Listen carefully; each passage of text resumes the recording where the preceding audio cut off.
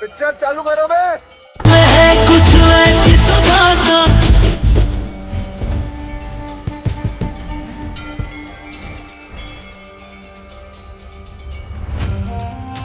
slow. No, I don't take shit. I got no love for the fakeness. If you wanna play tough and wanna hate this, I'll always show up.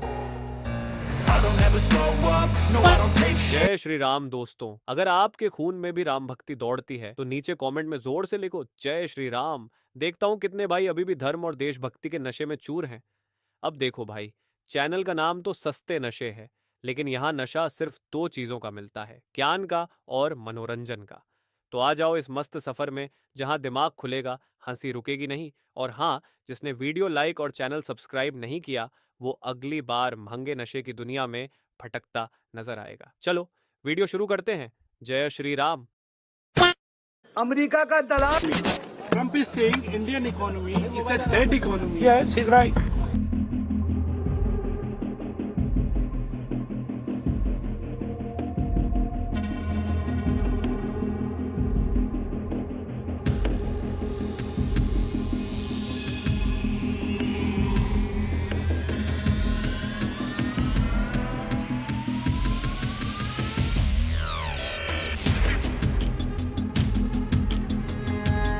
He's right. Everybody knows that the Indian economy is a dead economy. I'm glad that President Trump has stated a fact.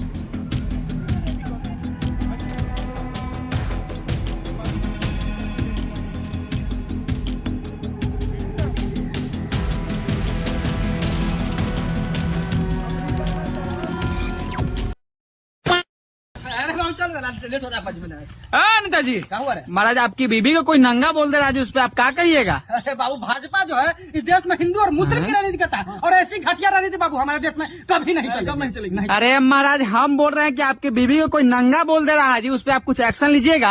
अरे बाबू देखो, BJP वाला क्या किया है, बिहार में ऐसा यार लागू करवा दिया जिससे गरीब मुसलमानों का वोटर लिस्ट से नाम कट गया है यार। हम कहते हैं बाबू, वोटर लिस्ट में नाम एकदम जोड़ाना चाहिए। है महाराज, अरे हम पूछ रहे हैं जी कि आपकी बीवी को कोई नंगा बोल दे रहा है जी, उस पर आप कुछ कार्रवाई कीजिएगा कि नहीं कीजिएगा? चुप साला, वो हमारा वोट बैंक है रे पगला। बाबू देख, ये इम्पोर्टेंट नहीं है तू हमारी बीवी को नंगा बोला, ये इम्पोर्टेंट है कि वो मौलाना है।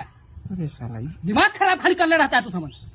साला ये सच में नवाजवादी है। बताइए, ऐसा ऐसा नेता जो मुस्लिम वोट पाने के लिए साला अपना घर और परिवार की इज्जत तक नीलाम करने को तैयार है। काम लोग जान से मारने की धमकी क्यों दे रहे हैं फिर? हाँ, जान से मारने की वो इसलिए धमकी दे रहे हैं कि उनकी अम्मा के लिए बोल दिया ना। गाली दे रहा है कोई, कि उनकी अम्मा के लिए बोल दिया ना। ये तो बड़ी बात है ना, अम्मा के लिए बोल दिया। फिर चिढ़ा रहे हैं उनको? नहीं, चिढ़ा नहीं रहा हूँ मैं, चिढ़ा नहीं हूँ, उनकी औकात बता रहा हूँ। मैंने तो आईना दिखाया डिम्पल यादव को। अगर आप मौलाना रशीदी नहीं होते, आप राहुल होते, और राहुल अगर डिम्पल यादव के लिए इस तरह की टिप्पणी करता, भद्दा कमेंट करता, तो अखिलेश यादव जी छोड़ देते? हाँ या ना? नहीं, बिल्कुल। अरे, और आपको रशीदी आपके नाम की वजह से, रिलीजन की वजह से डिस्काउंट मिल रहा है।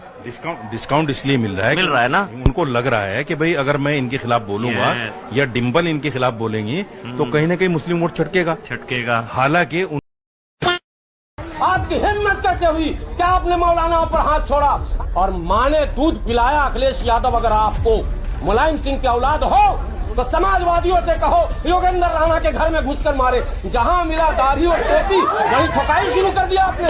आपकी हिम्मत कैसे हुई क्या आपने मौलाना पर हाथ छोड़ा? अगर उस व्यक्ति को पार्टी ने निकाल कर बाहर नहीं किया तो मुसलमानों को समाजवादी पार्टी को लात मारकर बाहर निकालना चाहिए। ये मैं अपील कर रहा हूँ। राहुल गांधी को पप्पू मत मानना मैडम। राहुल गांधी एक पप्पू के भेष में वो आतंकवादी है जो भारत के खिलाफ तमाम साजिशें रचता है और छुपा हुआ देशद्रोही है। इस बात पे बहुत ज्यादा गौर करने की जरूरत है।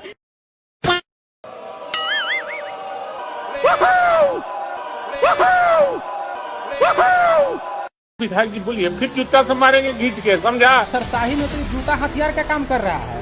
एकदम हर अधिकारी को जूता से ही स्वागत की जरूरत है, तभी सुधरेगा। ब्रांडेड जूता लेके आए हैं आप? हाँ, 10 नंबर का बाटा जूता लेकर आए हैं, जूता गिफ्ट करने के लिए। पंचायत सचिव को जो है भाई वीरेंद्र ने कहा था तो जूता से मारेंगे।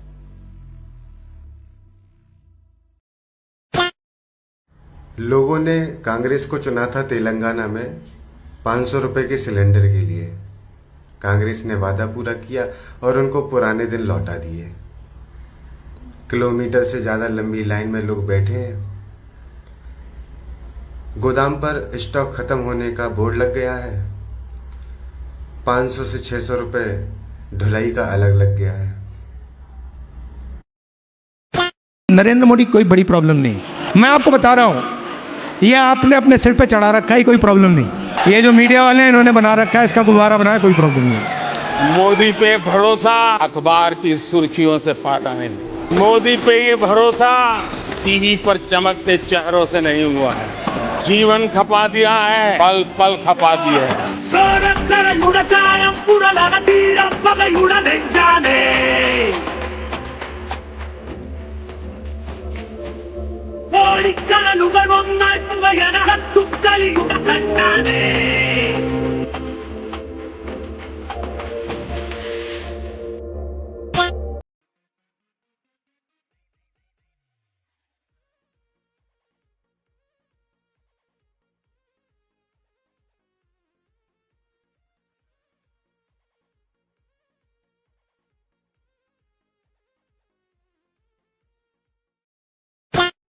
हमने बोला कि लिव इन में रहना गलत है, तो हमारा क्या कर रहे हैं लोग? विरोध। इस कलयुग में आप सत्य नहीं बोल सकते, कलयुग में आप वैश्या को वैश्या नहीं कह सकते। वो है तो वैश्या, पर सुनना चाहती है कि मैं सती सावित्री। घूमेगी अर्धनग्न, पर सुनना चाहेगी कि हमें देवी कहे। और लिव इन में रहना क्या गलत है भैया? क्या गलत है?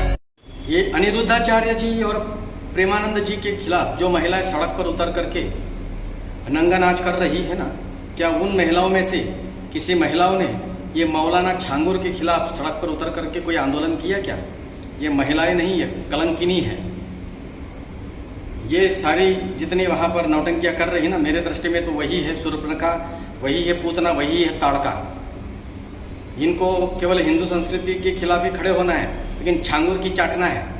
ये मेरे दृष्टि से ये पिशाचनी है। इतना मतलब शानदार होगा ये स्टैचू ऑफ यूनिटी, मुझे इस बात का एहसास नहीं था। देख के पता चल जाता है कि बना क्या है। सरदार वल्लभ भाई पटेल, जिसको हम सब आयरन मैन ऑफ इंडिया के नाम से जानते हैं, उनके लिए सही मायने में ये एक श्रद्धांजलि है और नए भारत की एक बहुत बड़ी पहचान है।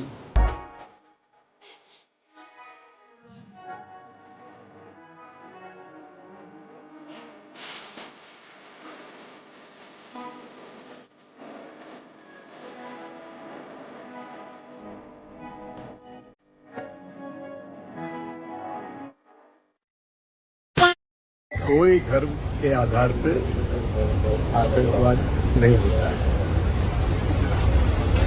ना हिंदू आतंकवाद होता है, ना इस्लामिक आतंकवाद होता है। हर धर्म प्रेम, सद्भाव, सत्य और अहिंसा का रूप है। कल यही कहा था मिश्रा जी ने कि हिंदू आतंकी नहीं हो सकता। आप मानते हैं कि आज के फैसले के बाद? देखिए, ना हिंदू आतंकवादी हो सकता है, न मुसलमान हो सकता है, न सिख हो सकता है, न ईसाई होता है। केवल कुछ लोग होते हैं जो कि धर्म को नफरत की तरह उसका हथियार उपयोग करते हैं, वही आतंकवाद को जन्म देता है। लेकिन बीजेपी तो ये कहती रही है सर कि हिंदू टेरर का जो शब्द था वो कांग्रेस ने दिया था। बिल्कुल गलत कहते हैं। आजकल राहुल गांधी प्रधानमंत्री मोदी को नरेंद्र सरेंडर कह रहे हैं। नरेंद्र सरेंडर। लेकिन क्या उन्हें अपने ही परिवार का इतिहास याद है? 1947 के बाद जब कश्मीर पर पाकिस्तान ने हमला किया, नेहरू ने क्या किया? सेना जीत रही थी, लेकिन नेहरू ने सीज फायर कर दिया।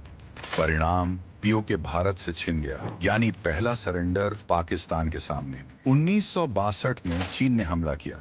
नेहरू ने कहा, not a blade of grass grows there, और अक्साई चीन दे दिया गया। यह था दूसरा सरेंडर चीन के सामने। 1971 में हमारे सैनिकों ने पाकिस्तान को घुटनों पर ला दिया।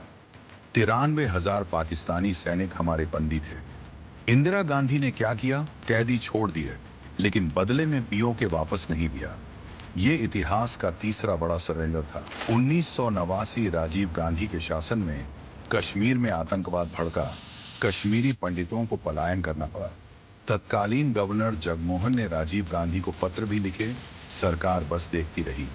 ये चौथा सरेंडर था, वो भी आतंक के सामने। मनमोहन सिंह की सरकार में, जो सोनिया गांधी के रिमोट से चल रही थी, 26 नवंबर मुंबई हमले के बाद पाकिस्तान को सबक सिखाने के बजाय 215 करोड़ की मदद और सैकड़ों टन अनाज भेजा जा रहा था।